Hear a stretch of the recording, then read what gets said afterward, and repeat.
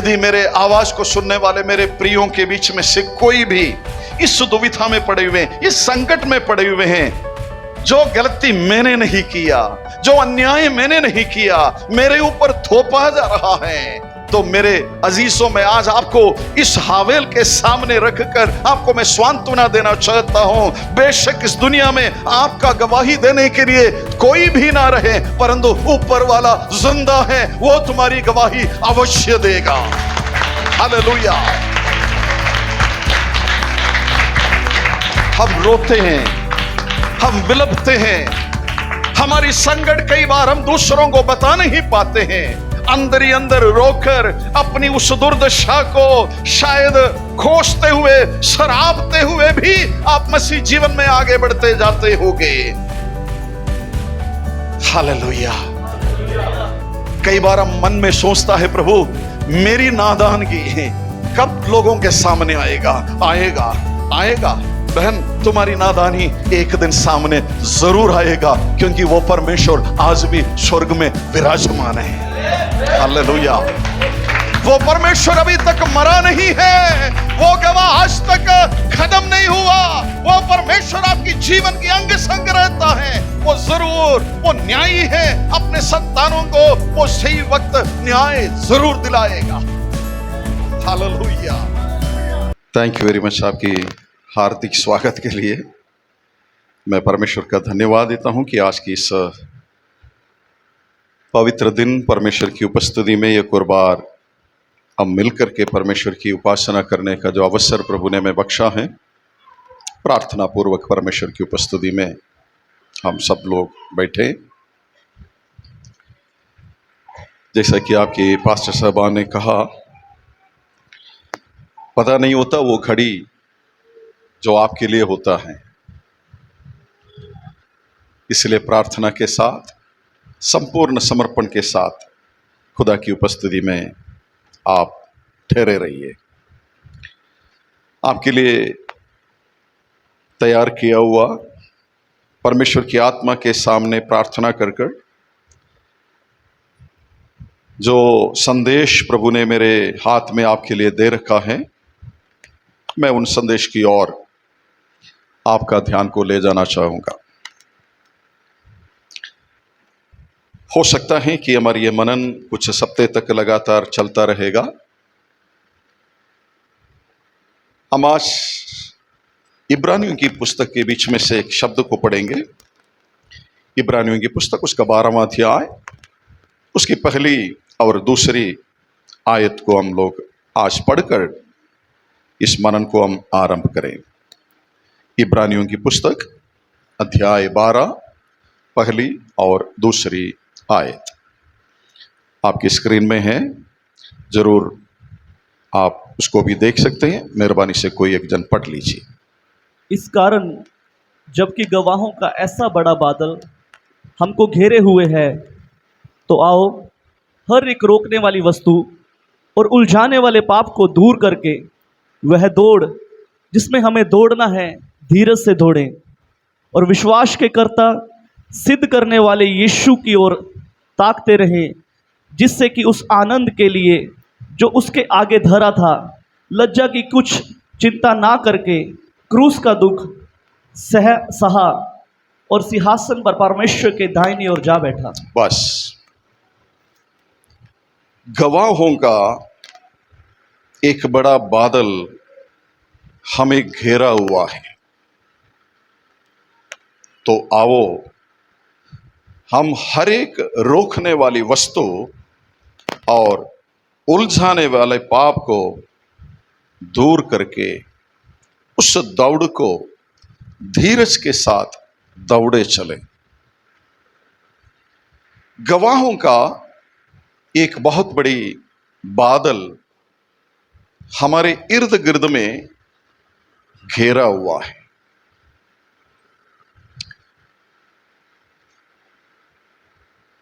पवित्र शास्त्र बाइबल में ऐसा कई मनुष्य हैं, ऐसा कई व्यक्ति हैं जो बहुत ही कम समय परमेश्वर की उपस्थिति में जीने का मौका उनको मिला है। बहुत कम शब्दों में उनके बारे में जिक्र किया गया है। कई भक्तों के बारे में पूरी किताब लिखी गई है, पन्ने पन्ने उसके विषय में लिखा है। परंतु कई सारा भक्त ऐसे भी हैं जिनके विषय में एक या दो आयतों में खत्म हो जाता है। सो उन गवाहों का एक बहुत बड़ा झुंड को आपके लिए, मेरे लिए इब्रानी की कर्ता यानी इब्रानी पत्रियों का लिखने वाला हमारे सामने लेकर आ रहा है।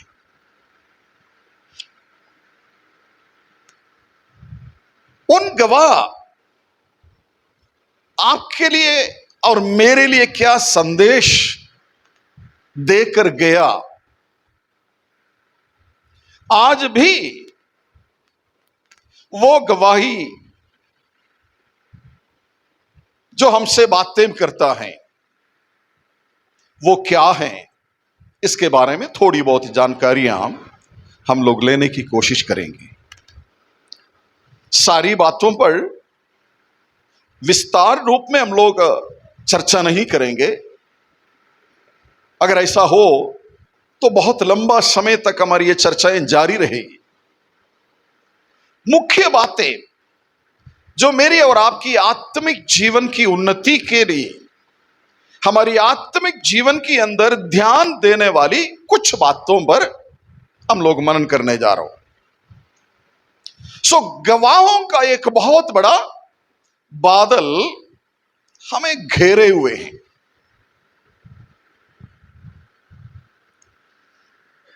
और वो बादल से हमसे कुछ चेतावनियां दे रहा है, कुछ खास बातें हमसे कहता है। क्योंकि हम वही दौड़ में दौड़ते जा रहा है जिन्होंने अपनी दौड़ को कंप्लीट कर लिया, बिना किसी रुकावट की, बिना किसी गलती की। परमेश्वर ने उनको दिया हुआ उस दौड़ को उन लोगों ने पूरा किया है। चलिए एक बात इस समय मैं स्मरण करना चाहूंगा, ऐसा भी कुछ लोगों की जिक्र इसमें जरूर है जो आने वाले दिन में हम लोग देखेंगे, जिन्होंने अपनी दौड़ के बीच में कई गलतियां भी की, परंतु वो अपनी गलतियों पर पड़ी नहीं रही, उन गलतियों को सुधार कर फिर उस दौड़ को उन्होंने दौड़कर कंप्लीट कर लिया। ध्यान रखने वाली बातें आने वाले दिनों पर जब हम मनन करेंगे तो इस विषय के ऊपर मैं बात करूंगा। सो यहां हमारे लिए एक बहुत बड़ी बात कहते हैं, हमारी दौड़ इतनी आसान नहीं है। विश्वास की यात्रा इतना आसान नहीं है, इतना सरल नहीं है। यह गवाही मेरी अपनी नहीं, गवाहों का बादल जो हमें घेरे हुए हैं वो कह रहा है, जिन्होंने हमसे पहले इस दौड़ को पूरा कर लिया वे हमसे कहता है, तुम जो दौड़ में लगे हुए हो उस दौड़ इतनी आसान नहीं है प्रियो। बहुत ही ज्यादा खबरदारी के साथ आपको हर कदम रखना होगा। विश्वास की जीवन में समझदारी के साथ पवित्र आत्मा की दी हुई अगुवाई के अनुसार उस दौड़ को पूरा करने को हमें बुद्धि का संदेश दे रहा है। चलिए हम कुछ लोगों के विषय में मनन करने की कोशिश करेंगे।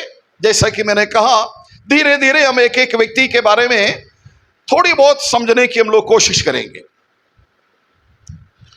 इब्रानियों की पुस्तक 11वां अध्याय विश्वास की शूरवीरों का अध्याय है। यदि आप 11वां अध्याय कंप्लीट आप पढ़कर देखें, अब यहां मत पढ़ना, घर पर जाकर पढ़ना। जब मैं आपके सामने खड़ा हूं तो मेरी तरफ आपका ध्यान होनी चाहिए। जरूर आप अपने घर पर जाकर इब्रानियों की पुस्तक उसका 11वां अध्याय को पढ़ लीजिए। वहां पर बहुत सारे गवाहों का बादल आपको दिखाई देगा। तो वे सभी लोग हमसे बातें कर रहा है। एक बहुत बड़ा लिस्ट, तकरीबन 23-24 लोगों का नाम वहीं पर गिनाया जाता है। और भी हैं, पर लेखक कहता है यदि वो सभी का नाम यहीं पर ले जाऊं तो यह अध्याय ही खत्म नहीं हो पाएगा। इसलिए कुछ कुछ लोगों का नाम लेकर छोड़ रहा है।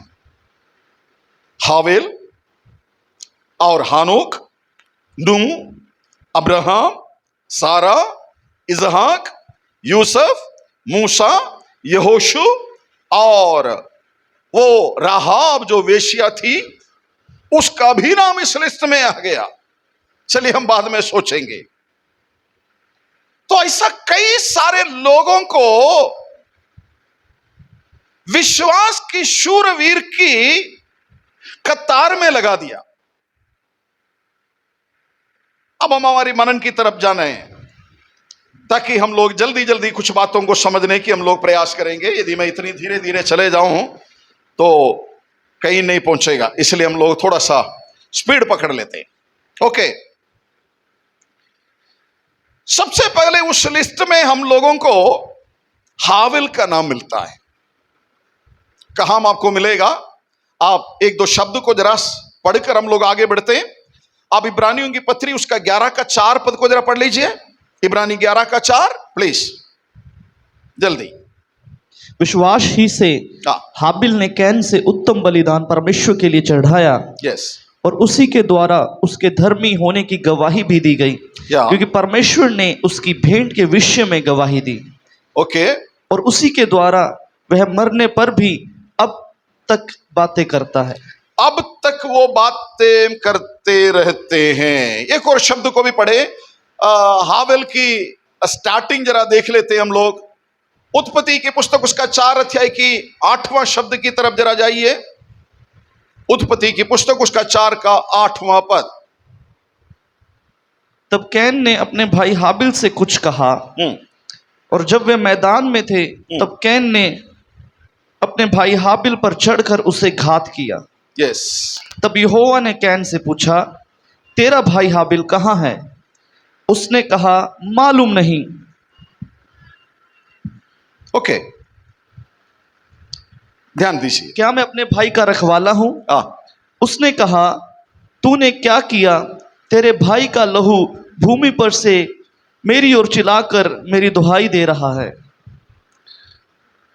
सुनिए, हाबिल जो इस गवाहों का बादल का सबसे पहला आदमी है, यानी पुराना नियम का पहला शहीद। नया नियम का पहला शहीद कौन है? आप उत्तर देना है।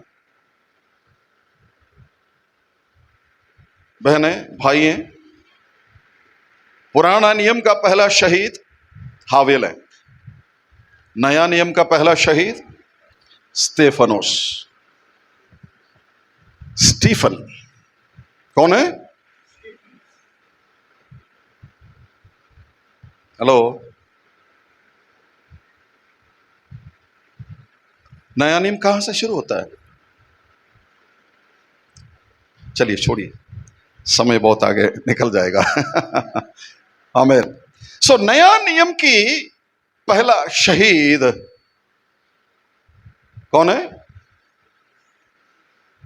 भूल गया। स्तेफनोस। आगे बढ़ते। ये दोनों व्यक्तियों के बारे में बहुत कम शब्द लिखा है। स्तेफनोस अपने जीवन में सिर्फ एक ही प्रचार किया, ओनली वन मैसेज, बस। वो एक ही मैसेज का अंत पत्थर था, वहीं खत्म हो गई। पुराना नियम की ये जो शख्स है ना, हावेल की मुंह से बताया हुआ एक शब्द भी बाइबल में नहीं है। ध्यान से सुनना। जैसे आपकी पादरी साहब आने कहा, पता नहीं कब आपका शब्द आएगा। इस आदमी को एक शब्द भी कहते हुए या अपने मुंह से कोई शब्द कहते हुए बाइबल में नहीं लिखा। दोनों भाइयों ने मिलकर परमेश्वर को भेंट चढ़ाने निकला और दोनों ने भेंट चढ़ाया, पर हावेल की भेंट के ऊपर सर्वशक्तिमान परमेश्वर प्रसन्न हुआ और उसकी बलि को, उसकी भेंट को परमेश्वर ने ग्रहण कर लिया, स्वीकार कर लिया। उसका बलिदान जलकर भस्म हो गया। पर कैन की बलिदान के ऊपर परमेश्वर प्रसन्न नहीं हुआ, इसलिए वो गुस्सा हो गया। किसके साथ? किसके साथ गुस्सा हुआ? यहोवा परमेश्वर के साथ। याद रखना, कैन के साथ वो बात की बात है। कैन की सबसे पहला गुस्सा परमेश्वर के साथ था। अब वो परमेश्वर को कोई मुक्का तो मार नहीं सकता, तो इसलिए अपने भाई के ऊपर वो क्रोध निकाल दिया ना। सही बात है कि नहीं?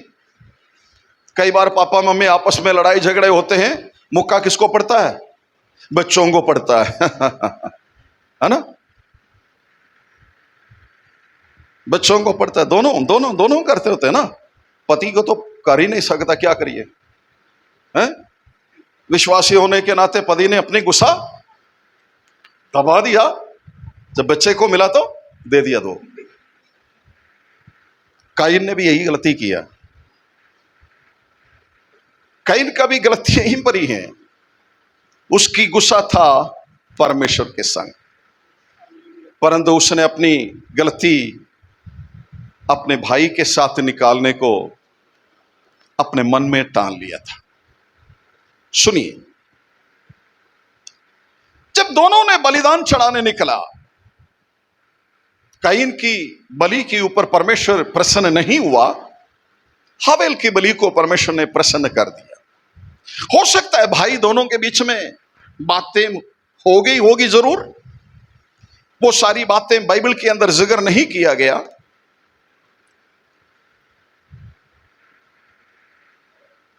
जब ये दोनों बलिदान चढ़ा रहा था, जब हावेल की बलि के ऊपर परमेश्वर जब प्रसन्न हुआ, उसकी भेंट के ऊपर परमेश्वर जब प्रसन्न हुआ, कैन को गुस्सा तो जरूर आया। कैन ने हावेल से शायद पूछा होगा, तेरा भेंट को परमेश्वर क्यों ग्रहण किया, मेरे भेंट पर क्यों नहीं? वहीं से शायद दोनों का वाद विवाद शुरू हो गया होगा। मैं सोच रहा हूं भाई ने कह दिया होगा, बड़े वीर,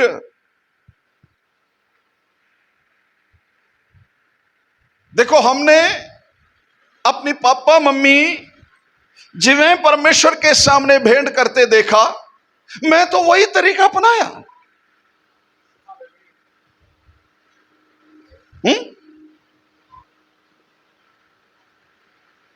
पापा मम्मी जिस प्रकार प्रार्थना किया करता था, बाइबल पढ़ा करता था, या परमेश्वर के सामने घुटने के बल पर आंसुओं के साथ प्रार्थना किया करता था, तकलीफ में, दिक्कत में, मुसीबत में, हर एक समय पर वो सिर्फ खुदा की हजूरी पर जाकर खड़खड़ाया करता था, मैं वही तरीका अपनाया भाई। परंतु तुमने गलत तरीका अपनाया। आप मेरे संग है ना?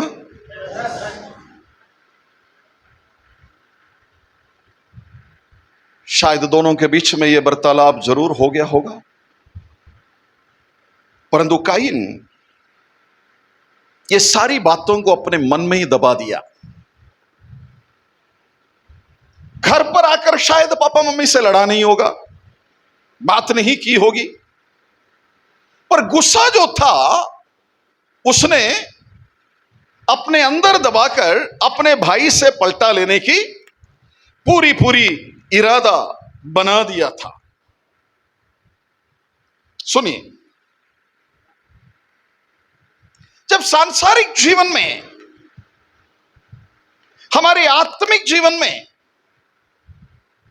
जब एक व्यक्ति आगे की तरफ बढ़ता जाता है, जिनके ऊपर सांसारिक तौर पर बोझ खुश हो जाता है, प्रसन्न हो जाता है,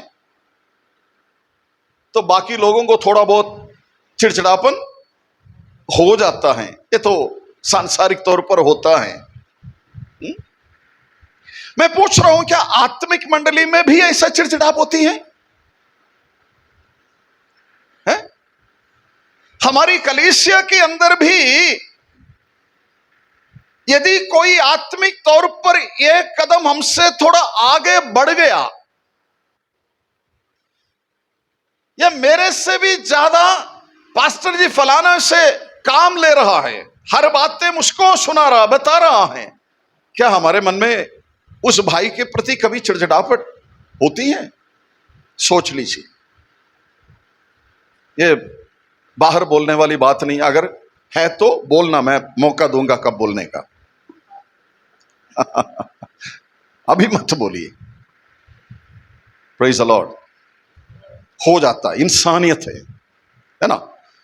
हम मनुष्यों के जीवन के अंदर ऐसे कमी पेशियां जरूर होती हैं, तो यह बहुत बड़ी खतरनाक बात होती है। ठीक है?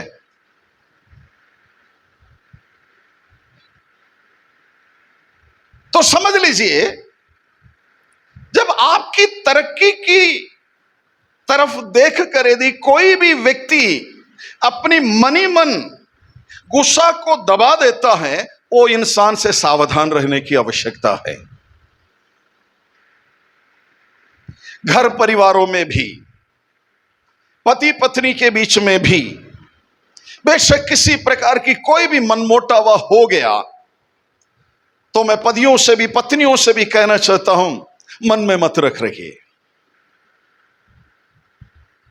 उसको दिल में बिठा के मत रखिए, क्योंकि परमेश्वर के वचन में एक शब्द है, वो आपके लिए मेरे लिए भी लागू है। तुम्हारे गुस्से के ऊपर क्या नहीं उतरना चाहिए? सूरज नहीं उतरना चाहिए, यानी सूरज नहीं डूबना चाहिए। उससे पहले क्या कर देना? तुम्हारे गुस्सा को खत्म कर लेना, यानी सुलहबाजी कर लेना।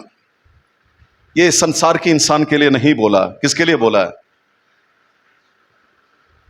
जिन्होंने ये बाइबल उठाकर चलते फिरते हैं, जिन्होंने इस बाइबल के ऊपर अमल करते हैं, ग्रहण करते हैं, पढ़ते हैं, उनके लिए बोला है। तो यदि पारिवारिक जीवन के अंदर भी, पति पत्नी की जीवन में, भाई बहन के जीवन में, हमारी समझदार जवान बच्चे बेटे बेटियों के ऊपर यदि पापा मम्मी को भी किसी प्रकार का कोई भी मनमुटाव होता है, तो आपस में बातें कर कर खत्म करिए। मैं इस प्रकार सोचता हूं, कैन और हावेल की ये जो बातें जो बीती है ना, सुबह बलिदान चढ़ा दिया, शाम को मार दिया, नहीं है जी।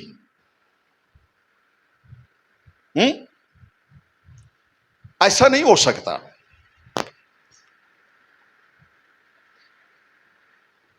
गुस्सा क्रोध में जब तक तब्दील नहीं होता तब तक किसी व्यक्ति के साथ दुष्कर्म करना नामुमकिन है। मैं फिर से कह देता हूं, गुस्सा,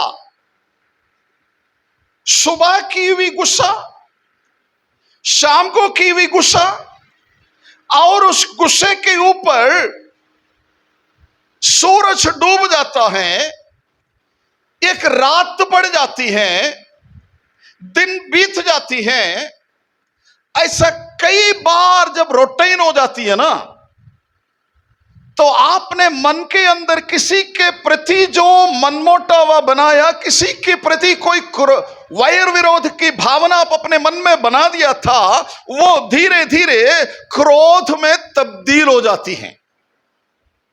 नीति वचन के पुस्तक में शब्द है, अब मैं पढ़ाना नहीं चाहूंगा। गुस्सा का बड़ा भाई है क्रोध, ठीक है? गुस्सा का बड़ा भाई है कौन? क्रोध। सो कैन और हावेल की ये जो मारना कई समय के बाद हुआ है, कई समय के बाद हुआ है। बाइबल में जो बातें जिक्र किया गया ना, वे सिर्फ मुझे और आपको समझाने के लिए छोटे शब्दों में, कम शब्दों में, एक आयत में या दो आयतों में ही वो बात लिख कर रखा हुआ है। हमें उन बातों से इसके अंदर दिया हुआ उस चेतावनी को हमें समझने की जरूरत है। सो मैं ये कहकर आगे बढ़ने दो, यदि कोई हमारी जीवन की कमी पेशियों को मनों में ही रखे रहते हैं, बोलकर खत्म नहीं करते हैं, ऐसा लोगों से थोड़ा सा सावधान रहिए आप, क्योंकि वो मौके की तलाश में हैं। जब वो मौका देख गए आपके साथ तो पलटा लेगा।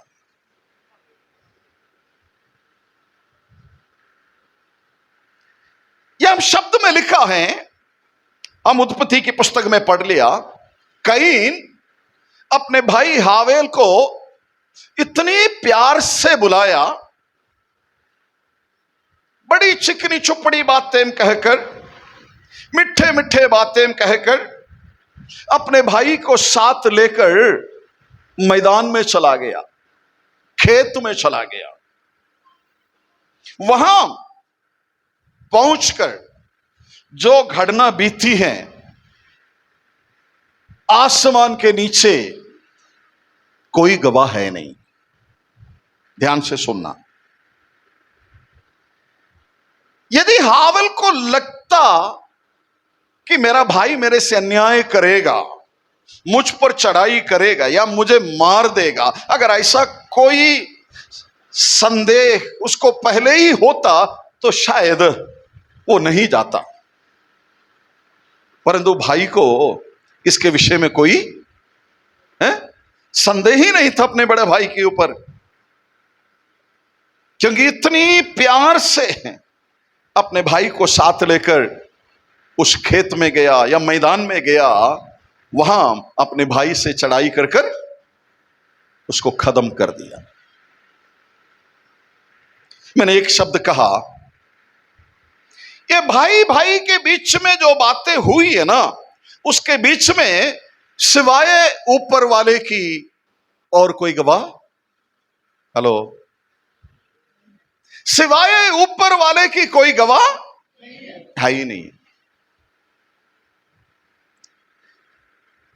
हमारी जिंदगी के अंदर भी कई बार ऐसा होता है, कई बार ऐसा होता है ना। हम अपनी गलतियों को या हमारे जीवन के साथ कोई अन्याय जब होते हैं, उस अन्याय को स्थापित करने के लिए, उस अन्याय को दूसरों के सामने पेश करने के लिए कई बार हमारे पास कोई गवाह होता ही नहीं है। हो सकता है आपने भी अपने जीवन काल में ऐसा किसी भी बात का सामना जरूर किया होगा, है ना, पारिवारिक लड़ाई के अंदर या हमारी यार दोस्तों की लड़ाई के बीच में, कहीं ना कहीं हमारे बीच में ऐसा कोई बात हो गया तो शायद हमारे लिए कोई गवाह है नहीं है। तीसरा कोई पूछता है कौन है तेरा गवाही, इसने ऐसा बोला, उसने ऐसे करा, किसी ने देखा? कई बार हम लोग ऐसे सवालों के सामने निरुत्तर हो जाते हैं क्योंकि हमारी गवाह कोई नहीं है, कोई नहीं है। इस संसार में गवाह होने के बावजूद भी वो हमारे पक्ष में कभी खड़ा नहीं रह पाते। आमने सामने, आंखों के सामने जो भी देखा है, आई विटनेस है, वो भी मुंह मोड़ लेता है, साफ साफ इनकार कर देता है, नहीं मैंने नहीं देखा, मैंने नहीं सुना। क्या मैं पूछ रहा हूं स्पिरिचुअल लाइफ में, आत्मिक जीवन के अंदर भी क्या आपने ऐसा कोई बातों का सामना जिंदगी में कभी किया? एक दो दफा मुझे ऐसा कुछ बातों का सामना करने का मौका जरूर मिला है। मैं टूटा नहीं क्योंकि खुदा का कलाम मेरे अंदर होने के नाते उस स्थान पर मैं कायम रहा। हालेलुया। मेरा धर्मी परमेश्वर उस बात को कुछ समय के बाद बाहर लेकर के आया।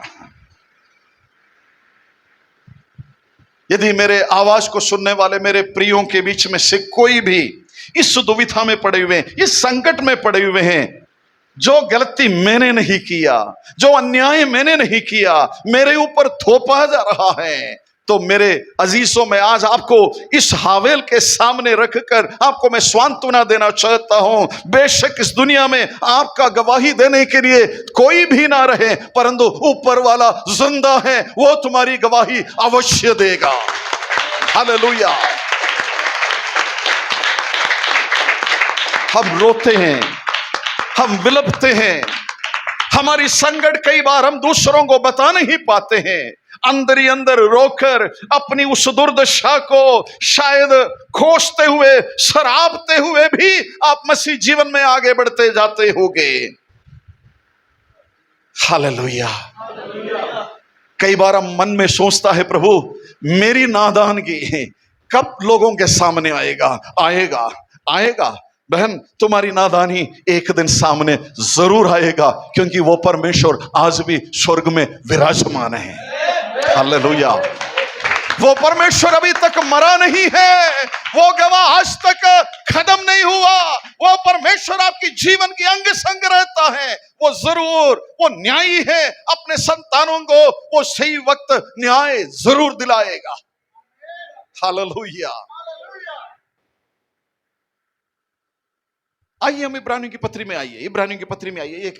एक दो शब्द जरूर मैं आपके साथ वहीं से बात करना जरूर चाहूंगा। हम इब्रानियों की पुस्तक में से पढ़ रहा था, 11 का 4 आयत को हम लोग पढ़ रहे थे। यस, आप उस शब्द की तरफ जरा सा ध्यान दिया जाए। 11 का 4। विश्वास ही से हाबिल ने कैन से उत्तम बलिदान परमेश्वर के लिए चढ़ाया। यस। और उसी के द्वारा धर्मी होने की गवाही भी दी गई। यस। क्योंकि परमेश्वर ने उसकी भेंटों के विषय में गवाही दी और उसी के द्वारा वह मरने पर भी अब तक बातें करता है। आमीन, आमीन। जो बातें मैंने आपसे कह दिया ना, हावेल का गवाही केवल कौन थे? वो परमेश्वर ही था। हावेल के बारे में कौन गवाही देगा? कायीन का घर लौटते ही पापा मम्मी ने जरूर पूछा होगा कहां तेरा भाई? वो खामोश रहा। शायद जो तर्क उसने प्रभु के सामने कहा होगा, वही तर्क शायद अपने माता पिता के सामने भी कहा होगा। क्या मैं तेरा मेरा भाई का रखवाला थोड़ी हूं? यस मित्र, हो सकता है जिसके ऊपर आपका भरोसा है ना, वो कई बार यही शब्द कहकर अपना पल्ला छाड़ देंगे। याद रखिए, तुम्हारी गवाही कभी मिट नहीं सकता। उस गवाही के ऊपर चाहे जितना मर्जी कोशिश करे, कोई मिट्टी नहीं पा सकता। कोई ये धर्म हमेशा जिंदा है, वो जीवित ही रहेगा। न्याय हमेशा एक दिन प्रकट होकर ही रहेगा। आमेन। आपने इब्रानियों की पुस्तक पढ़ा ना, आपने उस शब्द के ऊपर जरूर ध्यान दिया होगा। आप उस शब्द को जरा गौर से देखिए और जरा पढ़ने की आप प्रयास करें। उसका आप उसका 4 आयत को फिर एक बार उसकी बी पार्ट को जरा पढ़ लीजिए। यस। और उसी के द्वारा वह मरने पर भी अब तक बातें करता है। हाँ, एक दो शब्द ऊपर जाकर पढ़ लीजिए। यस। चलो 4 पद को कंप्लीट पढ़ लीजिए। विश्वास ही से हाबिल ने कैन से उत्तम बलिदान परमेश्वर के लिए चढ़ाया, और उसी के द्वारा उसके धर्मी होने की गवाही भी दी गई। यस। क्योंकि परमेश्वर ने उसकी भेंटों के विषय में गवाही दी। आमेन। हालेलुया। मैंने शुरुआत में एक शब्द को कहा, हाबिल अपने मुंह से कोई शब्द कहा ही नहीं कि मैं कौन था, मैं परमेश्वर के लिए क्या किया, मेरे मन में क्या इरादा थी, कुछ नहीं कह सका। या हाबिल के बारे में माता पिता को भी कुछ नहीं पता, उनका भी कोई गवाही नहीं अपने बेटे के प्रति। अपना बेटा अच्छा था, बड़ा सेवा करते थे, है ना, माता पिता के अनुसरण में रहते थे, परमेश्वर को बहुत ही प्रिय था। नहीं, माता पिता का भी कोई शब्द बाइबल में जिक्र नहीं है। इसलिए यहोवा परमेश्वर आप ही हाबिल के बारे में गवाही दिया। आमेन। आपने शब्द पर ध्यान दिया, 4 आयत पर आप ध्यान देना। मैं इस प्रकार इस बात को कहकर खत्म करना चाहूंगा, जब आपके लिए गवाही देने के लिए कोई नहीं रहता ना, आप चिंता मत करना बहन, मेरे भाई, चिंता मत करना। तुम्हारी गवाही देने वाला एक है, एक है। वो किसको गवाही देगा?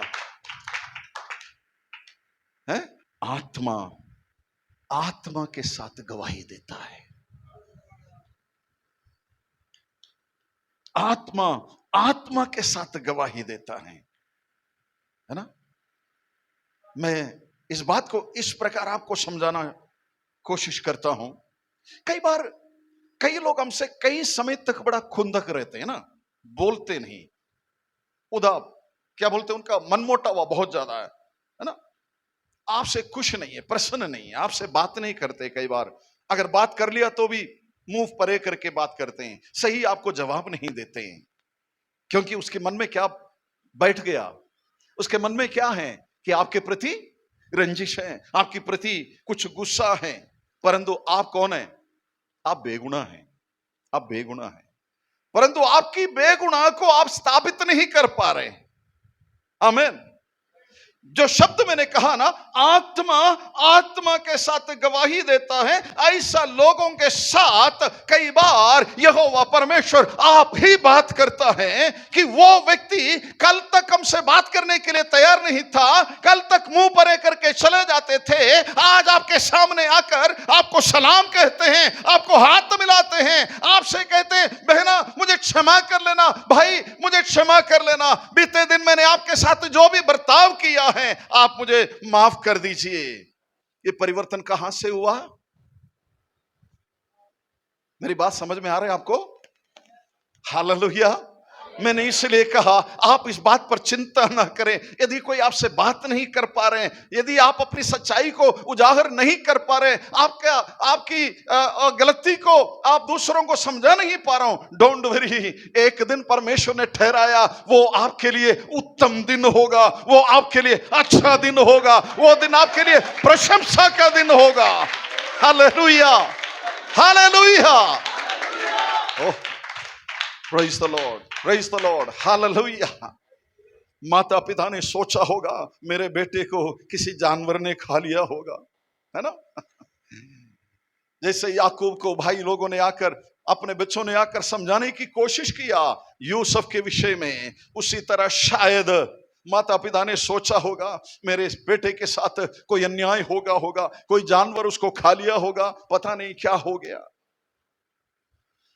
पर जिस आदमी ने जो गलती किया वो भी खामोश होकर बैठे हुए हैं, हो सकता है आपकी खामोशी, जो आपके लिए जो खामोशी है ना, वो परमेश्वर को एक बहुत बड़ी गवाही के लिए प्रभु ने रखा हुआ दिन होगा। हालेलुया, हालेलुया, प्रभु के नाम की महिमा हो। अजीजों, एक शब्द और आपके सामने मैं देना चाहूंगा, क्योंकि जरूरी है कि वो शब्द को भी जरा देखकर आप लोग आगे बढ़े तो अच्छा है। मत्ती के सुसमाचार उसका 23 अध्याय का 35 शब्द को जरा पढ़ लीजिए। मैंने कहा हावल के बारे में बहुत बाइबल में नहीं जिक्र किया गया, इक्का दुक्का आयतें ही हैं। उनमें से एक और शब्द ही है कि मत्ती 23 का 35 पद को भी जरा पढ़ लीजिए आप।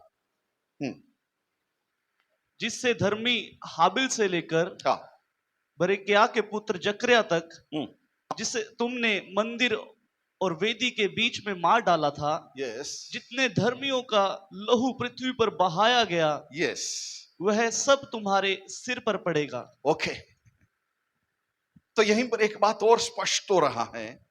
काइन कौन था? सॉरी, हावेल कौन था? एक धर्मी था। गवाही कौन दे रहे? परमेश्वर आप दे रहे हैं। यही तो ताज्जुब वाली बात है। आपको अपनी धार्मिकता, अपनी ईमानदारी स्थापित करने का कई बार फुर्सत नहीं मिलते हैं, मौका नहीं मिलते हैं, अवसर नहीं मिलते हैं। अब यहोवा परमेश्वर खुदावंद आप गवाही दे रहा है, वो एक धर्मी था। उस धर्मी का लहू मैं तुमसे पूछेगा। हालेलुया। एक चेतावनी और देकर मैं अगले हिस्से की तरफ जाना चाहूंगा। इस कलीसिया के साथ प्रभु की आत्मा बात कर रहा है। जिस सच्चाई के बारे में आपको मालूम नहीं है ना, प्लीज खामोश रहिए आप। उस इंसान के ऊपर उंगली उठाने की कोशिश ना करिए आप। उसके ऊपर शक करने की गुंजाइश ना करिए आप, चाहे कोई बाहर के इंसान क्यों ना हो। लोग तरह तरह की बातें सुनाएंगे, बताएंगे वो गलत है, वो खराब है ना, वो कुछ भी हो। बट परमेश्वर के बेटे और बेटियां होने के नाते मैं आपसे कहना चाहूंगा, सुन सुनी हुई बातों पर कभी भी किसी के ऊपर कोई आलोचना ना करिए आप, क्योंकि यहोवा परमेश्वर कहता है वो एक धर्मी इंसान था। आमीन। जब आप प्रभु के लिए इतनी अच्छी जीवन आप जी रहे हैं ना, तो काइन के समान बहुत सारे लोग हैं हमारे इर्द गिर्द में। Praise the Lord. क्योंकि आपकी भक्ति उनको अजम नहीं हो रहे। मेरी बात समझ आ गया? उनकी भक्ति यानी कि हावेल की भक्ति काइन जैसे लोगों को अजम नहीं हो रहे। उसको बड़ा कठिन है कि आपको धर्मी माना जाए, परमेश्वर का सच्चा भक्त माना जाए। काइन वर्ग का लोगों को बहुत दिक्कत होती है। यानी आत्मिक मंडली की काइनों के बारे में मैं बात कर रहा हूं। ये काइन हमारी गली मोहल्ले का कोई जन नहीं है। ये आत्मिक काइन लोग आत्मिक समझकर, आत्मिकता का वेश धरकर कलीसिया के अंदर बैठा हुआ है। हेलो,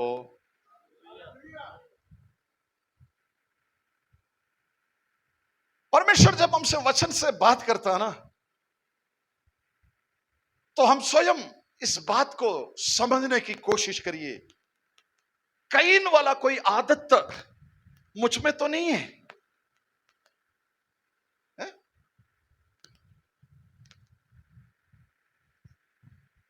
काइन वाली स्वभाव मुझ में तो नहीं है। ऐसा कितनी आत्मिक हावेलों को मैंने आज के दिन तक मार डाला, सोच लीजिए। तो परमेश्वर के सामने एक पछतावा का अवसर आप ढूंढ निकालिए। खुदा की उपस्थिति पर जाकर सच्चे मन से प्रभु से गिड़गिड़ाकर प्रार्थना कर लेना, आंसुओं के साथ दुआ कर लेना, प्रभु तेरा कलाम आज मुझसे बातें किया, मेरे मन में फलाने के प्रति मनमोटावा जरूर था, मैंने कुछ गलत सोच विचार मेरे भाई के प्रति, मेरी बहन के प्रति मैंने अपने मन में कहीं ना कहीं छुपाया हुआ था। खुदा बाप आज मुझे क्षमा कर लीजिए। हालेलुया। वो धर्मी है, वो क्षमा करेगा, क्षमा करेगा। Hallelujah, hallelujah. मैं इसके संबंध में एक शब्द कहकर छोड़ देता हूं, कहकर छोड़ देता हूं, क्योंकि खुदा दयालु हैं, वो प्रेमी हैं। जब हाविल के साथ बातें हुई है ना, यहोवा परमेश्वर ने काइन से एक बात को कहा, तेरे को कोई मार देगा। ठीक है, पढ़ने का टाइम नहीं, तेरे को कोई मार देगा। तो काइन परमेश्वर के सामने गिड़गिड़ाया, रोना शुरू कर दिया, प्रभु आपने मेरे से बहुत बड़ा न्याय कर रहा है, क्या मेरी गलती माफ करने का नहीं है? प्रभु ने एक बात काइन से कहा, क्या कहा पता है? मैं तेरे ऊपर एक चिन्ह लगा रहा हूं, वो चिन्ह को यदि कोई देखेगा ना, वो तुझे नहीं मारेगा, तुम जीवित रहोगे। मेरी बात आपको समझ आ गया? जिनको समझ में आ गया उनके लिए धन्यवाद। क्योंकि कई सारे भेद की बातें होती हैं। आमीन। है? सुनील, कलीसिया के अंदर कई सारे काइन लोग ऐसे होते हैं जिनकी पहचान है, उस पहचान को देखकर कई सारे हाविल लोग हट जाते हैं, मारने का मन तो करता है, इसके ऊपर कुछ दो चार शब्दों को सुनाने का मन तो करता है, भला बुरा कहने का मन तो करता है, परंतु एक निशानी इस पर लगा हुआ है, क्योंकि यहोवा परमेश्वर ने कहा, काइन को मारने वालों से मैं 7 गुना उल्टा लूंगा।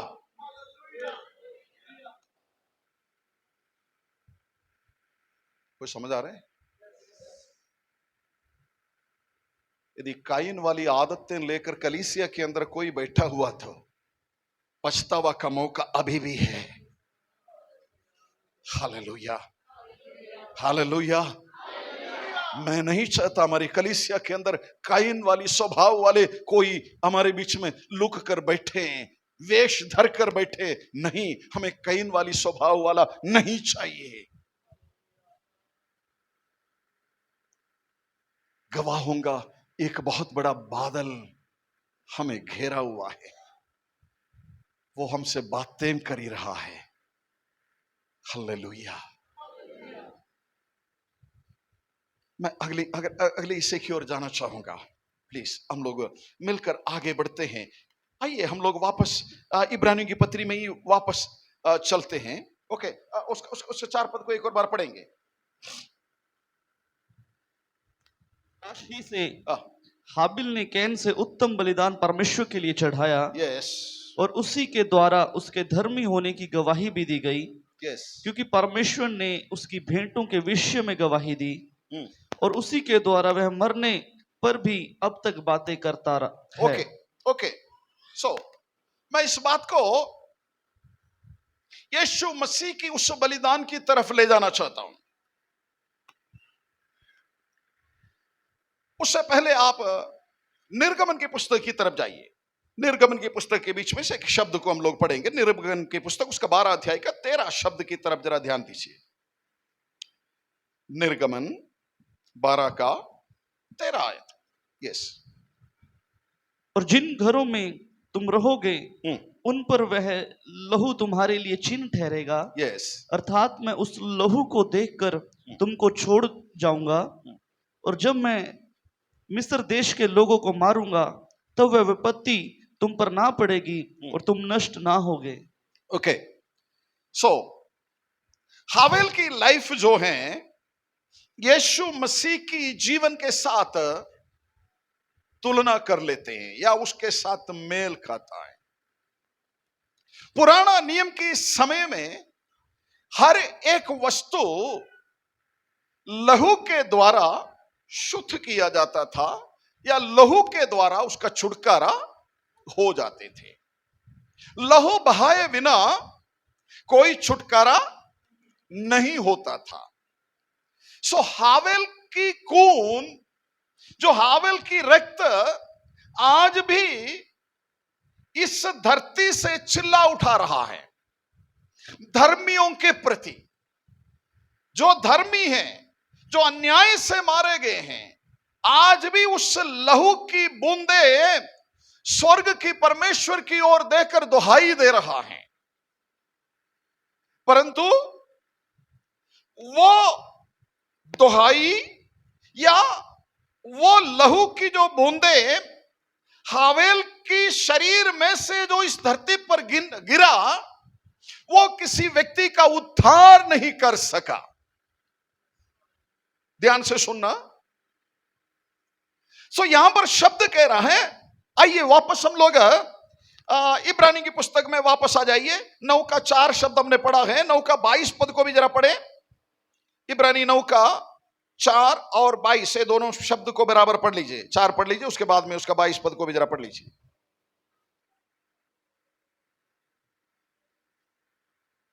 हाँ जी, थैंक यू जीसस। सोने की धूपदानी 9 का इब्रानी 9 का 14 आयत। Okay, sorry. तो मसीह का लहू जिसने अपने आप को सनातन आत्मा के द्वारा परमेश्वर के सामने निर्दोष चढ़ाया, तुम्हारे विवेक को मरे हुए कामों से क्यों ना शुद्ध करेगा। या उसका 14 आयत, सॉरी उसका 22 आयत। सच तो ये है कि व्यवस्था के अनुसार प्रायः सब वस्तुएं लहू के द्वारा शुद्ध की जाती हैं। और बिना लहू बहाए पापों का क्षमा नहीं। बिना लहू बहाए पापों का क्षमा नहीं। सो पुराना नियम की भक्तों में लहू बहाकर बलिदान चढ़ाया करता था ताकि उनकी अपराध, उनकी गुनाह, उनकी गलतियां माफ किया जा सके। परंतु उस खून के अंदर ऐसा कोई ताकत नहीं बची थी किसी गुनहगार को उसकी गुनाहों से या उसकी पापों से हमेशा के लिए मुक्ति दिलाया जा सके। ध्यान देना मेरी शब्दों पर। किया करने वाला गुनाहों को उससे बाहर निकलने के लिए जब भी उनकी गुनाहों का याद उनको आ जाता था, व्यवस्था के अनुसार वो किसी पशु पक्षी की बलिदान चढ़ाकर उस पाप से तुरंत कुछ समय के लिए मुक्ति प्राप्त कर सकते थे, परंतु हमेशा के लिए नहीं। वही गुनाह, वही इंसान कुछ समय के बाद फिर से कर बैठते हैं। वही नियम, वही कानून, वही व्यवस्था के अनुसार फिर से कोई पशु पक्षी की लहू बहाकर उसी गुनाहों से मुक्ति पाने के लिए उनको फिर बलिदान करानी पड़ती थी। यही था पुराना नियम की व्यवस्था। सो अब यहां पर यीशु मसीह को या यीशु मसीह की लहू हावेल की लहू से भी उत्तम है कर स्थापित करना चाहते हैं या स्थापित कर रहा है, क्योंकि यीशु मसीह का लहू एक अधर्मी को, एक गुनहगार को, एक पापी को हमेशा हमेशा के लिए उनकी गुनाहों से, उनकी पापों से आजाद कर देता है, मुक्ति दिला देता है। हालेलुया। उस पापी मनुष्य को बार बार किसी प्रकार की कोई बलिदान को चढ़ाने की जरूरत नहीं है। इसलिए हम लोग आज यहीं पर बड़ी आनंद के साथ बैठे हुए हैं, क्योंकि एक ही बार यीशु मसीह ने मेरे और आपकी गुनाहों के खातिर सलीब के ऊपर अपनी आखिरी बूंद लहू तक बहाकर हावेल से भी उत्तम बलिदान हमारे लिए चढ़ा दिया। Hallelujah, hallelujah. आप जरा सोच कर देखिए, अगर यीशु मसीह की बलिदान संपूर्ण नहीं होता तो आज हमारे कलीसिया के सामने भी कोई भेड़ बकरियों का मह मह मह की आवाज सुना ही दिया होता, कबूतरों की चू चू चू की आवाज सुनाई दिया होता। परंतु मेरा यीशु ने वो उत्तम बलिदान चढ़ाकर मेरी और आपकी गुनाहों को हमेशा हमेशा के लिए मिटा दिया। हालेलुया। आज हम गुनहगार नहीं हैं, आज हम पापियों की लिस्ट में नहीं हैं, हम धर्मियों की लिस्ट में बैठा हुआ है, हम पवित्र लोगों की गिनती में बैठे हुए हैं। उसने मुझे और आपको धर्मी बना दिया है। Hallelujah, hallelujah. यही तो मेरी और आपकी जीवन की सबसे बड़ी आनंद है, सबसे बड़ी खुशी है। जब हम लोग परमेश्वर की उपस्थिति पर आते हैं, बैठते हैं, कि इन बातों पर ध्यान रखिए कि आप बार बार इस बात को कहने की आवश्यकता ना पड़े, प्रभु मैं पापी हूं, मैं पापी हूं, मैं पापी हूं। नहीं बेटा, स्वर्ग जब इस बात को सुनकर हैरान हो जाता होगा ना। है? कई बार हम अपनी दुआओं में ये बात तो बार बार कहते हैं, मैं पापी हूं, पापी हूं। तुम क्यों ऐसा क्यों कहते हो? गलतियां जरूर आई होगी, कमियां जरूर आई होगी। बेटा तुम पापी नहीं है, तुम पापी नहीं है, क्योंकि पाप नाम का शब्द है ना, वो मेरे और आपके जीवन में से परमेश्वर ने हमेशा के लिए मिटा दिया है। हालेलुया। हाँ, गलती जरूर हुआ। हम एक पछतावे वाली प्रार्थना परमेश्वर की उपस्थिति पर करते हैं, प्रभु मुझसे गलती हुआ, मुझे क्षमा करिए। बस आपको यही अंगीकार करना है, प्रभु के बेटे और बेटियां, यही अंगीकार करना है, यही अंगीकार करना है। इन शब्दों के द्वारा आप अंगीकार करें। जब आप बार बार पापी पापी पापी पापी शब्द कहते ना, मेरे ख्याल में शैतान आपके पीछे खड़े होकर तालियां जरूर बजाता होगा। शाबाश बेटा, मैं यही तो चाहता हूं तुम्हारे मुंह से निकले। है? तो हमेशा परमेश्वर के सामने जाकर यही कहता रहे कि मैं पापी हूं, पापी हूं, पापी हूं। याद रखिए, we are not a sinner today, क्योंकि परमेश्वर हमारी पापों को हमेशा हमेशा के लिए उठा लिया है। हमें पापों से प्रभु ने आजाद कर दिया है, स्वतंत्र कर दिया है। आज हम धर्मी हैं, हम पवित्र लोग हैं। उस पवित्र सिंहासन के सामने जाकर हम हे अब्बा, हे पिता कहकर हम उसको दंडवत करते हैं। Hallelujah, hallelujah. दिन प्रतिदिन हम अपनी दुआओं में, हमारी प्रार्थनाओं में, हमारी कमी पेशियों के लिए हम प्रभु के सामने पछतावा करते हैं। धन्यवाद हो उस अजीम धन जो परमेश्वर आपके लिए मेरे लिए दिया, अर्थात प्रभु यीशु मसीह को। उस यीशु मसीह की पवित्र लहू के वसीले मुझे और आपको आजादी मिला है, मुझे और आपको स्वतंत्रता मिली है। सो हावेल हमसे बातें करता है। क्या बात कर रहा है? कायिनों से सावधान रहिए। कलीसिया के अंदर की कायिनों से सावधान रहिए। मैं बाहर की कायिनों के बारे में नहीं कह रहा हूं। बाइबल हमें वही कायिनों के बारे में बतलाते हैं जिनको आत्मिक मौत दे देते हैं, जिनको आत्मिक मृत्यु की खाट में उतार देते हैं। हो सकता है इन बातों को पहचान करना शायद थोड़ी सी दिक्कत होगा। हमारी कलीसियाओं के अंदर बहुत से ऐसा लोग हैं जो हावेल की टाइप का आदमुआ है। स्पिरिचुअलिटी में, आत्मिकता में, आत्मिक जीवन के अंदर अधमुए पड़े हैं। कोई जान नहीं है, पहले जैसा परमेश्वर की उपासना कर नहीं पा रहा हूं, पहले जैसे प्रभु के सामने रो नहीं पा रहा हूं, विलाप नहीं कर पा रहे, पहला जैसा जोश नहीं है, क्योंकि इर्द गिर्द में कौन बैठा है? कुछ कायिन लोग बैठा हुआ है। आमीन।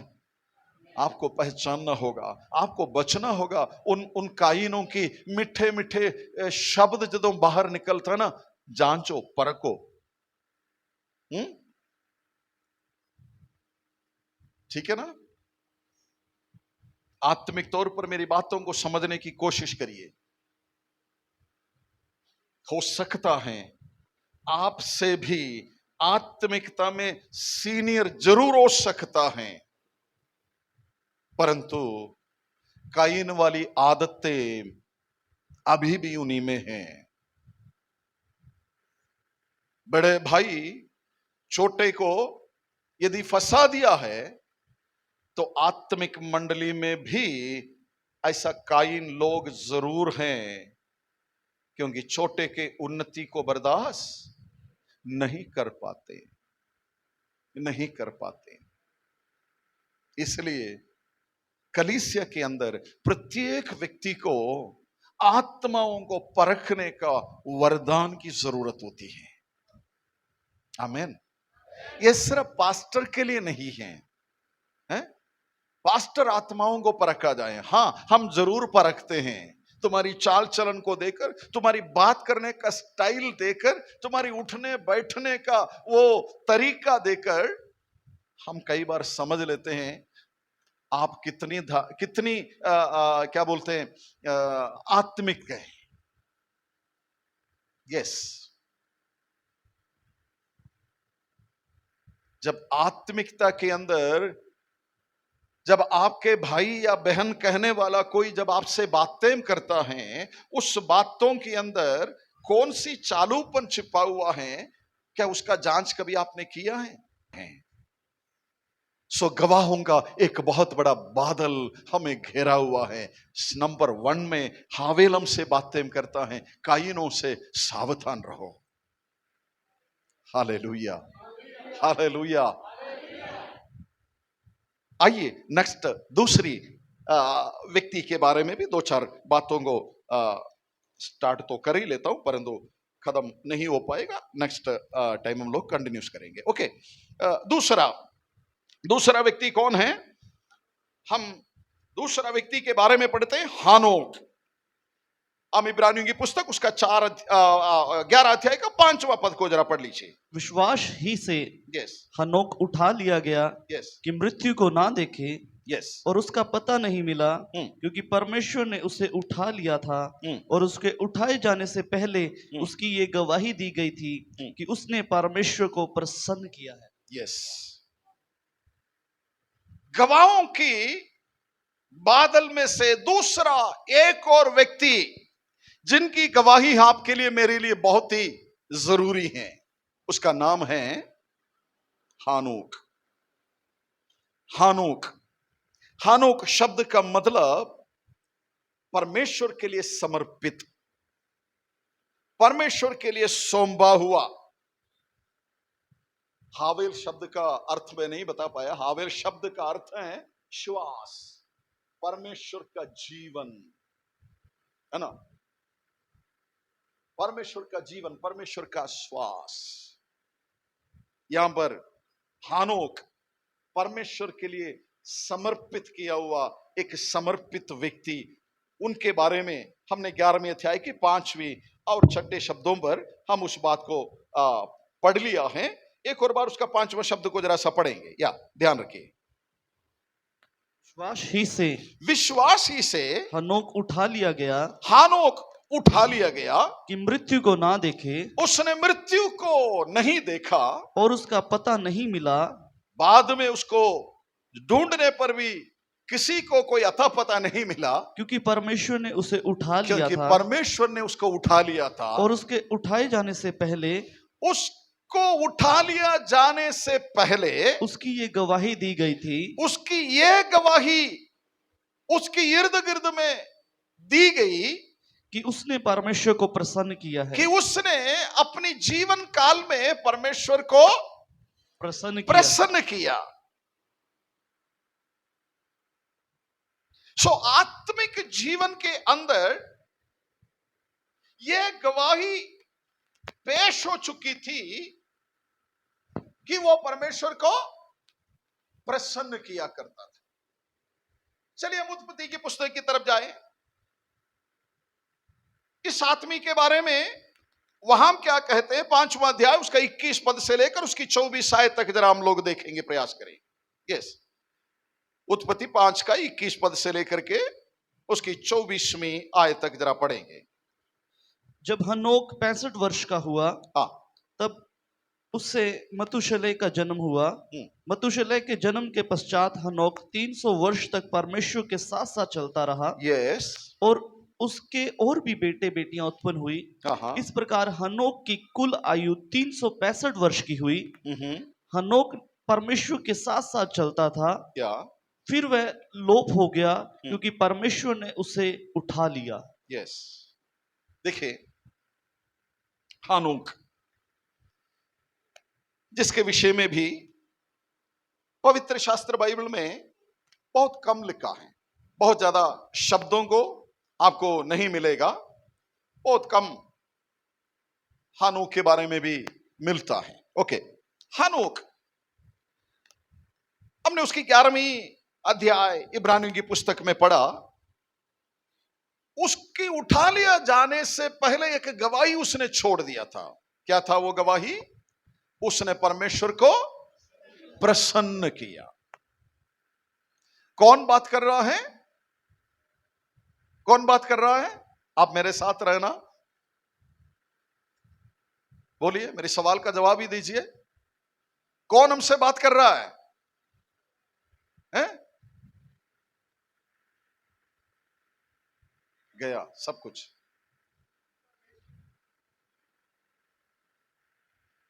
नाम लेके बोलिए ना, नाम लेके बोलिए ना। कौन हमसे बात कर रहा है?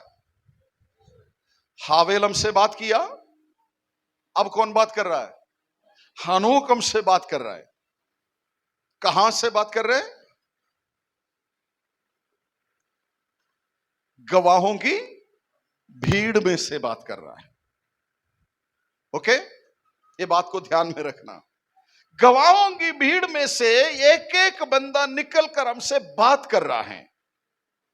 हावेल ने अपने जीवन में क्या अनुभव किया, क्या सामना किया, उसके बारे में उन्होंने हमसे क्या चेतावनी दिया, या हम किस बात पर अमल करना है, इत्यादि विषयों के बारे में हावेल ने चंद शब्दों में हमसे बता दिया। मैंने अपनी शब्दों को कम किया है। तो नेक्स्ट, दूसरा आदमी हनोक, उसने भी हमसे कुछ बातें कहना चाहते हैं। कितनी अच्छी बातें ना।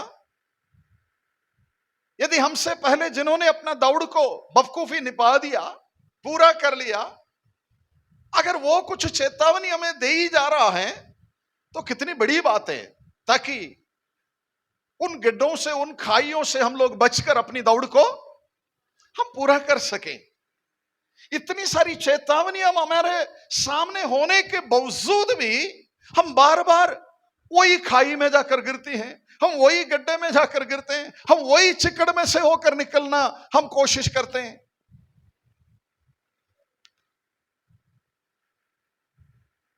तो ऐसा इंसान को देखकर ये गवाहों का बादल शायद नाक के ऊपर अपनी उंगली रखते होंगे ना। जरा सोच कर देखिए, इस दौड़ में चेतावनी देने के बावजूद भी आप वही गलती कर रहे हैं, तो वो बादलों में से कोई कोई नाक के ऊपर अपनी उंगली दबाता होगा, हाय तुझ पर।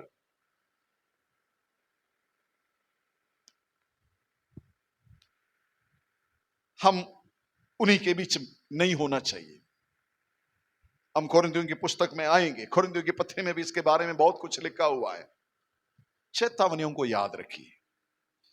सो हनोक हमसे बात करना चाहते हैं। हनोक की पहली बात, ही वॉकिंग विथ गॉड, वो परमेश्वर के संग संग चलने वाला एक व्यक्ति।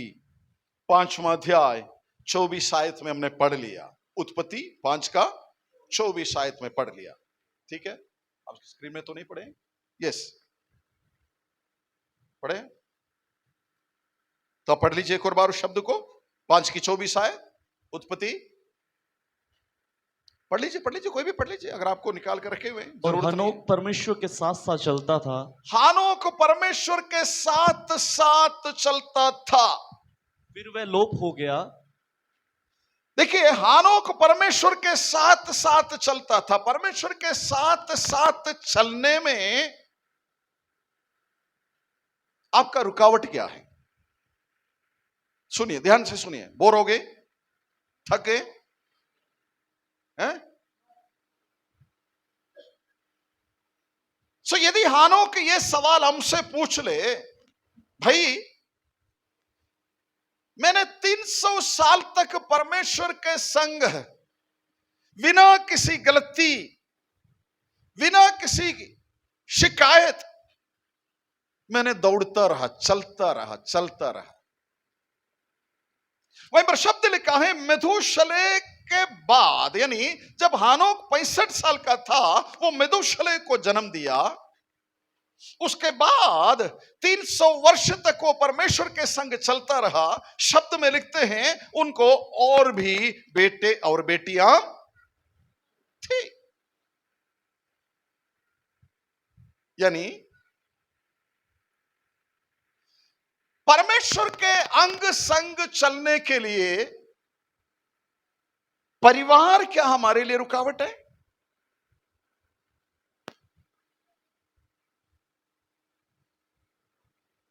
आप सब लोग यही है ना?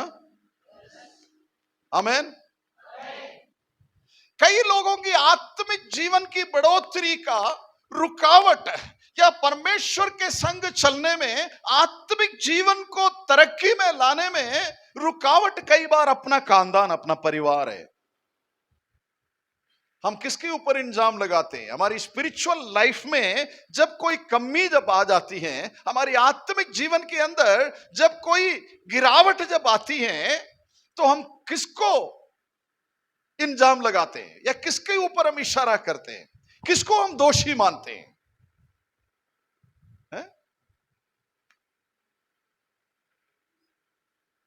क्योंकि हम तो 24 घंटे परिवार में ही रहते हैं।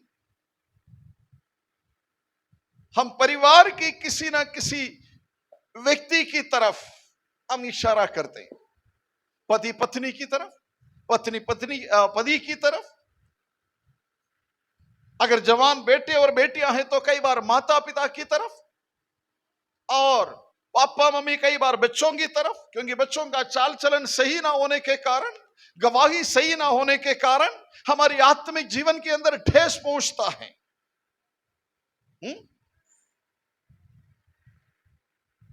मैं ज्यादा गहराई में जाकर उस बात को छेड़ना नहीं चाहता हूं, प्लीज आप सुनिए। यहां पर हानोक एक बात हमसे कहता है, मैं बीते 300 साल यहोवा परमेश्वर के साथ इतनी वफादारी के साथ में चलता चला, तो मुझे बेटे और बेटियां भी पैदा हुआ, परंतु मेरा पारिवारिक जीवन, मेरी आत्मिक जीवन के लिए कभी भी कोई रुकावट नहीं बनी। यानी हमारी फैमिली लाइफ जो है ना, वो आत्मिक जीवन के लिए कोई रुकावट नहीं है और नहीं होना चाहिए। आमेन, हालेलुया। क्या मेरे साथ मिलकर आमेन कहोगे? सो हमारी फैमिली यहोवा की आशीष है, खुदा की एक बहुत बड़ी देन है, यह परमेश्वर की तोहफा है। उस परिवार, परमेश्वर के संग चलने में यदि किसी प्रकार की कोई रुकावट होती, तो मेरे ख्याल में परमेश्वर परिवार हमें नहीं देना था। मेरी बातें समझ आ रहे हैं?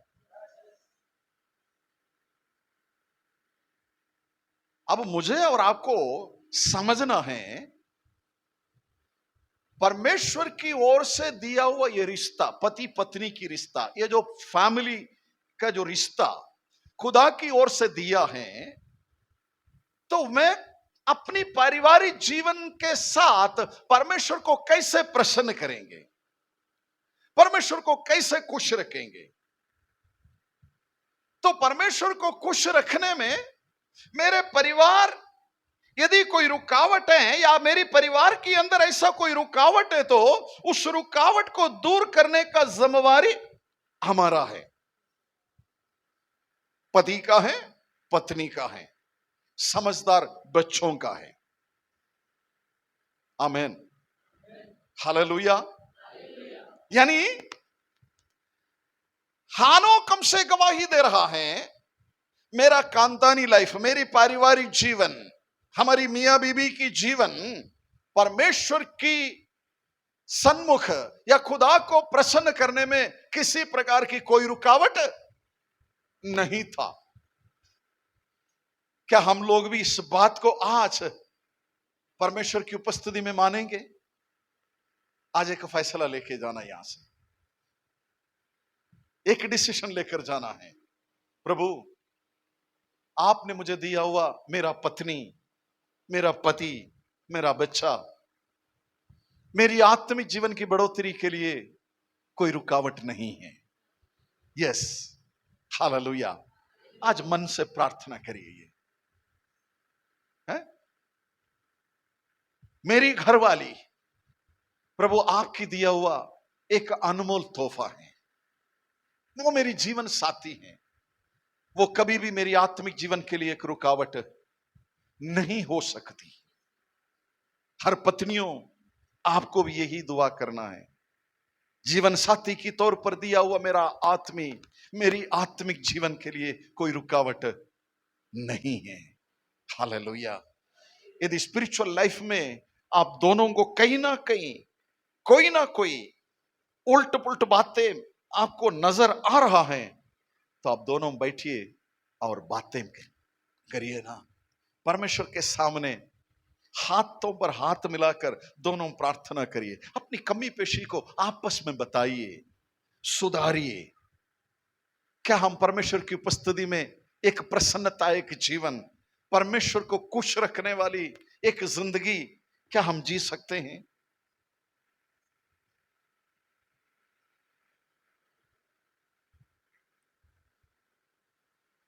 फैमिली आत्मिक जीवन के लिए रुकावट नहीं है, यानी नहीं बनना चाहिए। मैं ये आग्रह करूंगा, मैं ये प्रार्थना करूंगा, हमारी कलीसिया में हर फैमिली आज इस बात के ऊपर एक निर्णय लेकर के जाना है।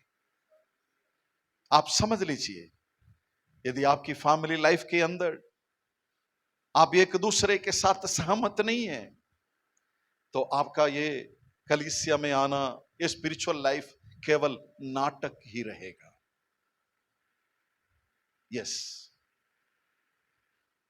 जब हम प्रभु की तरफ से दिया हुआ ये फैमिली हमारे लिए एक रुकावट ही बनकर रहते हैं, आत्मिक जीवन की तरक्की का कारण नहीं बनते हैं, तो हमारी स्पिरिचुअल लाइफ, हमारी आत्मिक जीवन केवल एक नाटक है। आज प्रभु से कह दीजिए, प्रभु ये नाटक वाली जीवन हम नहीं जीना चाहते। यस, रुकावटें आती है, कोई ना कोई बातें, तनाव जरूर होती हैं, तो उनको बैठिए और उसको क्लियर करिए, ताकि परमेश्वर की उपस्थिति में हम लोग जीवन जी सके। ओके, वहीं पर हमने शब्द पढ़ लिया था कि वो परमेश्वर को प्रसन्न किया था, उठा लिया जाने से पहले वो परमेश्वर को प्रसन्न किया। क्या प्रसन्न करने वाली एक जीवन हम परमेश्वर की उपस्थिति में कर सकते हैं? मैं इसी नुक्ते को एक दो आयतों को कहकर समाप्ति पर लेकर आना चाहूंगा। आप एक दो शब्द को जरा पढ़ लीजिए, इफिसियों की पत्री में से एक शब्द पढ़ लीजिए, जरूरी है, ताकि उस शब्द को पढ़कर हम लोग समाप्त करेंगे, बाकी हिस्सा हम नेक्स्ट वीक में कंटिन्यूस कर लेंगे। ओके, इफिसियों की किताब उसका 4 अध्याय उसकी 29 से 32वां आयत तक जरा सा पढ़ने की प्रयास कर लीजिए। यस। कोई गंदी बात तुम्हारे मुंह से ना निकले, ना निकले। यस। पर आवश्यकता के अनुसार वही निकले या जो उन्नति के लिए उत्तम हो, ताकि उससे सुनने वाले पर अनुग्रह हो। परमेश्वर के पवित्र आत्मा को शोकित मत करो, या जिससे तुम पर छुटकारे के दिन के लिए छाप दी गई है। सब प्रकार की कड़वाहट और प्रकोप और क्रोध और कहल और निंदा और बैरभाव समेत तुमसे दूर की जाए। यस। एक दूसरे पर कृपालु और करुणा में हो, या और जैसे परमेश्वर ने मसीह में तुम्हारे अपराध क्षमा किए, वैसे ही तुम भी एक दूसरे के अपराध क्षमा करो। कोलोसियों की पत्री उसका 4 अध्याय का 6 पद को भी जरा पढ़ लीजिए। कोलोसियों की किताब 4 का 6 भी जरा पढ़ लीजिए।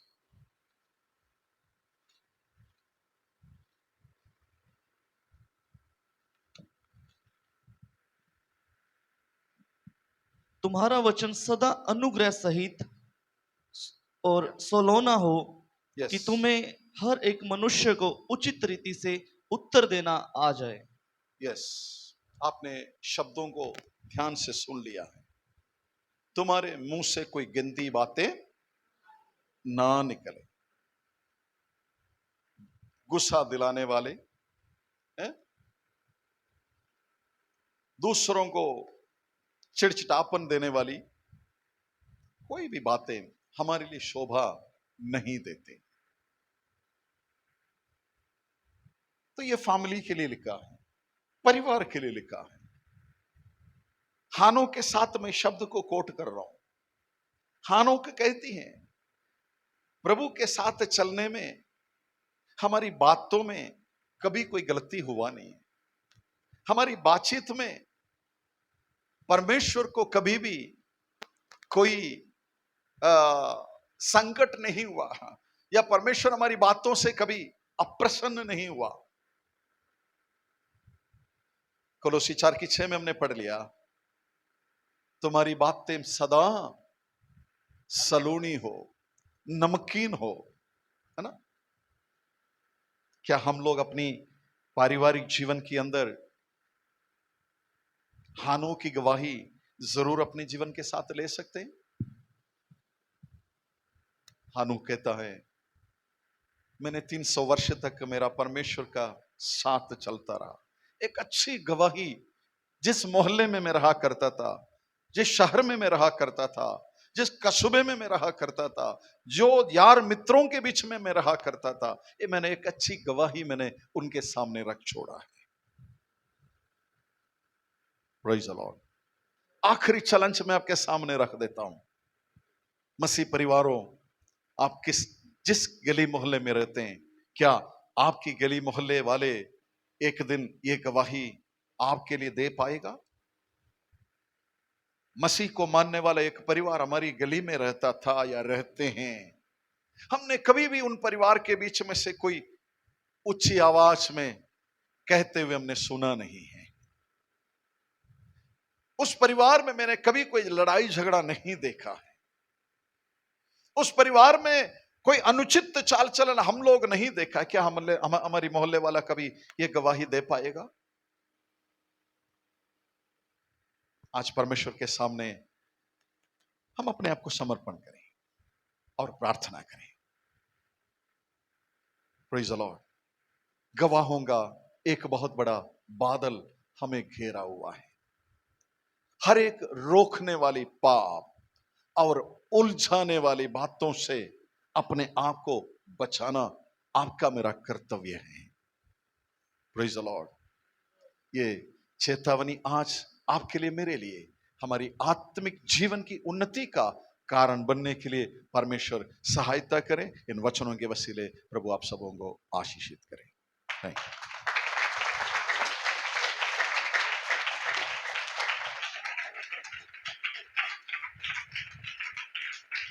हालेलुया। सच में इस वचन के द्वारा हम सब आशीषित हुए। प्रभु ने एक अद्भुत मुकाशवे के तहत अपने दास के मध्य से हमसे बात की। हालेलुया। और मैं कहता हूं यहां पर बैठे प्रत्येक जन के साथ आज प्रभु ने बात करी है। सच में ये एक विश्वासी के जीवन की एक पहचान है। हमने दो व्यक्तियों के बारे में सीखा और उन दोनों व्यक्तियों ने मैंने जो इस बात को सीखा, उन दोनों व्यक्तियों ने अपने जीवन से परमेश्वर को प्रसन्न किया। उन दोनों ने अपने जीवन से वो काम किया जो उनके परमेश्वर को पसंद आया। हालेलुया। तो मेरे प्रियो, ये चैलेंज है हमारे लिए कि क्या मैं अपने इस जीवन से परमेश्वर को प्रसन्न कर पाता हूं? क्या मैं अपने आत्मिक जीवन से परमेश्वर को प्रसन्न कर पा रहा हूं? क्या मैं अपने इस व्यवहार के द्वारा परमेश्वर को प्रसन्न कर पा रहा हूं? जिस प्रकार प्रभु के दास ने कहा, क्या हमारे आस पड़ोस के लोग हमारे लिए ये गवाही दे सकते हैं कि ये परमेश्वर का एक व्यक्ति है, कि एक धर्मी व्यक्ति है? हाबिल के बारे में बाइबल गवाही देती कि वो एक धर्मी था। हनोक के बारे में हमने पढ़ा, वो परमेश्वर को प्रसन्न करता था। लेकिन ये सवाल आज मेरे और आपके जीवन के लिए, क्या मैं अपने जीवन से प्रभु को प्रसन्न करता हूं? क्या मेरा चाल चलन वो चाल चलन है जिससे मेरा परमेश्वर प्रसन्न होता है? बाइबल में इस प्रकार से लिखा है, तुम्हारा चाल चलन मनुष्य पर इस प्रकार प्रकट हो कि वो तुम्हारे भले कामों को देखकर तुम्हारे पिता की जो स्वर्ग में है प्रशंसा करे। हालेलुया। प्रभु के दास ने बड़ी गंभीर बात कही कि कलीसिया के अंदर हमारा चाल चलन ऐसा होना चाहिए कि हमें कैन नहीं बनना, हमें हाबिल बनना है। क्योंकि कई बार बहुत सारे हाबिल हमारे चाल चलन को देखकर कलीसिया में नहीं आ पाते। बड़ी गंभीर बात है, बहुत गंभीर बात है। बहुत सारे हाबिल हैं जो आना चाहते हैं, लेकिन हम आज ऐसे हमारे व्यवहार हो चुके हैं कि वो हमारे अंदर कोई बदलाव देख ही नहीं पा रहे। हालेलुया। तो मेरे प्रियो, आज इस स्थान को छोड़ने से पहले एक निर्णय लेना है। आपने यहां से उठने से पहले एक निर्णय लेना है कि मेरा जीवन वो जीवन होगा जिससे मेरे चाल चलन के द्वारा, मेरे स्वभाव के द्वारा, मेरी बातों के द्वारा मेरे पिता की जो स्वर्ग में है प्रशंसा की जाए। हालेलुया।